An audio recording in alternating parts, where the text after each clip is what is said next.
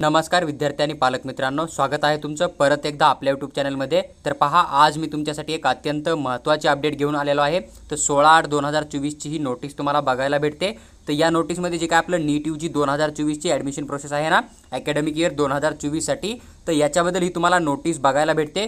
जेवढे काय कोर्स आहेत महाराष्ट्र स्टेटमध्ये नीट जो आपला एक्झाम होतो ना, त्याच्या थ्रू ॲडमिशन दिलं जातं।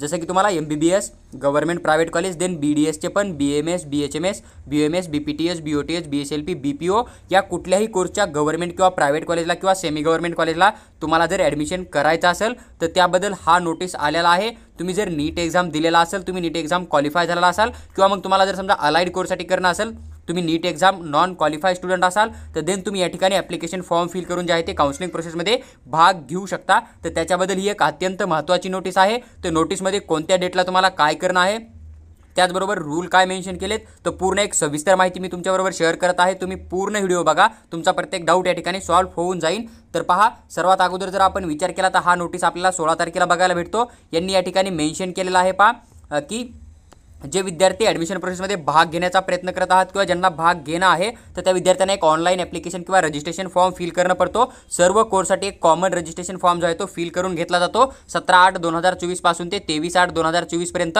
तुम्ही 8 वाजेपर्यंत आपला जो आहे तो ॲप्लिकेशन फॉर्म या ठिकाणी फिल करू शकता। यानंतर तुम्हाला डेट जी आहे ती दिली जाणार नाही। तुम्हाला या तारखेमध्येच आपला ॲप्लिकेशन फॉर्म जो आहे तो फिल करून काउन्सिलिंग प्रोसेसमध्ये भाग घ्यायचा आहे। मग तुम्हाला MBBS साठी पण सेम फॉर्म राहणार आहे, BDS साठी पण सेम राहणार आहे, BMS साठी पण सेम राहणार आहे आणि सेम बाकीच्या कोर्ससाठी पण राहणार आहे। तुम्ही जर एक वेळेस हा ॲप्लिकेशन फॉर्म फिल केला तर नंतर तुम्ही MBBS पासून ते पार BPO पर्यंत सर्व कोर्ससाठी काउन्सिलिंगमध्ये चॉईस फिलिंग करून अकॅडमिक इयर 2024 मध्ये ॲडमिशनसाठी ट्राय करू शकता। तुमच्या स्कोरनुसार तुम्हाला जे आहे ते सीट अलॉटमेंट केलं जातं। त्यानंतर जर विचार केला या ठिकाणी जे काय समजा बाकीची प्रोसेस आहे, जसं की तुम्हाला ॲप्लिकेशन फॉर्म फिल झाल्याच्या नंतर एक पेमेंट करावं लागतं, जे की तुमचं नॉन रिफंडेबल चार्ज राहतो। जवळपास 1000 रुपये तुमच्याकडून पेमेंट घेतलं जाईल। ते तुम्हाला 17/8 ते 23/8 संध्याकाळी 11:59 PM पर्यंत जो टाईम आहे ना, तर त्या टाईममध्ये तुम्हाला ही पेमेंट करणं आहे। ही गोष्ट तुम्ही लक्षात घेऊ शकता। आणि ज्यावेळेस तुम्ही पेमेंट तुमचं सक्सेसफुली कंप्लीट होईल ना, त्याच वेळेस तुम्हाला रजिस्ट्रेशन फॉर्म कंप्लीट झाला असं मानलं जाईल। यांनी या ठिकाणी मेन्शन केलेलं पण तुम्हाला बघायला भेटतं। म्हणजे तुम्ही ज्यावेळेस डॉक्युमेंट अपलोड करणार त्याच्या अगोदर तुम्हाला पेमेंट करणं पडतं ना, आणि तुमचं पेमेंट कंप्लीटली ज्यावेळेस सक्सेसफुल होईल ना, तर त्याच वेळेस तुमचा फॉर्म कंप्लीट झाला। तिथून पुढे तुमचं SML लिस्टमध्ये जे आहे ते तुम्हाला नाव बघायला दिसून येईल। त्यानंतर यांनी अपलोड कलर डॉक्युमेंट, आपल्याला एक ओरिजिनल डॉक्युमेंट अपलोड करावं लागतं आहे। तर त्याची डेट दिली आहे 17/8/2024 ते 23/8/2024 रात्री 11:59 PM पर्यंत आपण या ठिकाणी आपले पूर्ण डॉक्युमेंट अपलोड करू शकतो। बाकी जो आपला कॅप राऊंड 1चा किंवा SML लिस्ट कधी येणार आहे, तर याची डेट मेन्शन नाही आहे। तर ती आपल्याला येणाऱ्या काळामध्ये जी आहे ती या ठिकाणी डेट आपल्याला दिसून येईल, किंवा मग SML लिस्ट कधी येणार आहे, कॅप राऊंड 1चा जे नोटीस आहे ना, तो आपल्याला पुढे चलून फ्युचरमध्ये या ठिकाणी CET सेलच्या ऑफिशियल वेबसाईटवर तुम्हाला बघायला भेटेल। यांनी या ठिकाणी तेच मेन्शन केलं की हा जो टाइम टेबल यांनी दिला ना, तर यामध्ये चेंज पण येऊ शकतो। जसं की MCCने काय बदल केला, किंवा EECCनं BMS BHMS ॲडमिशनसाठी, किंवा जो काय कोर्ट आहे यांनी जर समजा काय डेटमध्ये चेंज केला, किंवा स्टेट गव्हर्नमेंटनं जर समजा किंवा काय सेंट्रल गव्हर्नमेंटनं जर डेटमध्ये चेंज केला, तर हा टाइम टेबल चेंज पण होऊ शकतो। हा मुद्दा यांनी या ठिकाणी मेन्शन केला तुम्हाला बघायला भेटतो।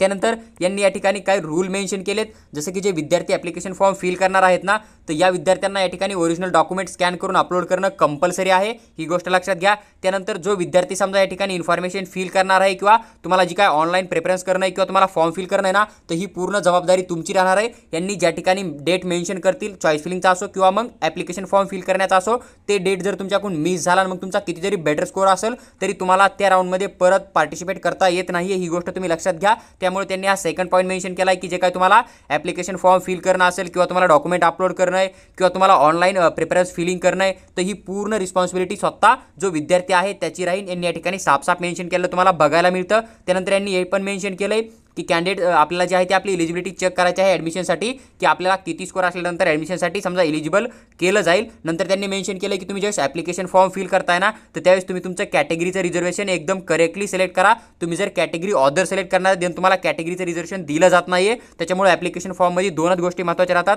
एक तुमचं नावाची स्पेलिंग वगैरे, दुसरा तुमचा रिझर्वेशन कोटा, आणि तुम्ही कॅटेगरी काय सिलेक्ट करता हे खूप महत्त्वाचं राहतं। कारण तुम्ही कॅटेगरी जर वेगळी सिलेक्ट करताय तर देन तुम्हाला अलॉटमेंट झाल्याच्या नंतर पण ॲडमिशनच्या टायमाला पण रिजेक्ट केलं जाऊ शकतं. हाच मुद्दा त्यांनी या ठिकाणी मेन्शन केला आहे. बाकी यांनी या ठिकाणी अजून एक पॉईंट मेन्शन केला आहे खाली, की तुम्हाला जी काय पुढील अपडेट मिळेल किंवा जर या डेटमध्ये काही फरक आला किंवा चेंज झाला तर तुम्हाला CET सेलच्या ऑफिशियल वेबसाईटवरती प्रत्येक सिंगल नोटीस जी आहे ती बघायला मिळते. तर तुम्हाला इथून पुढे दररोज दिवसातून किमान एक वेळा तरी CET सेलचा जो ऑफिशियल वेबसाईट आहे ना तिथं जाऊन चेक करत राहणं खूप गरजेचं आहे. ही गोष्ट तुम्ही लक्षात घेऊ शकता. पहा, यांनी एक ब्राउचर पण रिलीज केला आहे. ब्राउचरमध्ये पूर्ण राऊंड 1 पासून ते शेवटच्या राऊंडपर्यंत रूल राहत आहे. ते तुम्ही एक वेळेस रीड करून घ्या. मी पण संध्याकाळपर्यंत तुम्हाला त्याच्यावर एक डिटेलमध्ये व्हिडिओ शेअर करण्याचा नक्की प्रयत्न कराल. आणि तुम्हाला जर आमचा पेड काउन्सिलिंग जॉईन करायचा असेल तर तुम्ही आम्हाला व्हॉट्सअपला मेसेज करा. आम्ही तुम्हाला पेड काउन्सिलिंग बद्दल सविस्तर माहिती शेअर करू. तर पहा, ही एक छोटीशी अपडेट होती, तर मी विथ डिटेल एक्सप्लेन करून तुमच्याबरोबर शेअर केलेली आहे. व्हिडिओ आवडला असेल तर लाईक करा आणि चॅनलला सबस्क्राईब करून आमच्यासोबत नक्की जुळून राहा.